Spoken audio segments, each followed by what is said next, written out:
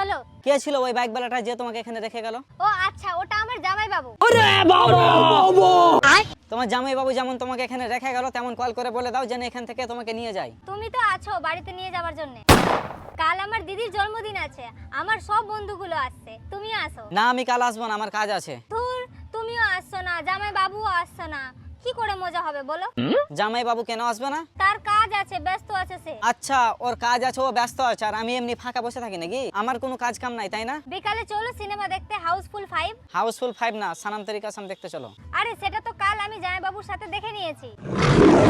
আরিয়ান, হ্যাঁ ঠিক আছে তো তুমি? হ্যাঁ হ্যাঁ ঠিক আছে আমি। তো হাউসফুল দেখতে চলো। না সিনেমা দেখা ছেড়ে দিয়েছি আমি। কখন থেকে? এই তো এখন থেকে। কালকে মালদা চলো ঘুরতে। হ্যাঁ চলো। কি ড্রেস পরবা? আমি তো ওই শার্ট আর প্যান্টটা পরবো যেটা তুমি আমাকে জন্মদিনে গিফট করেছিলে।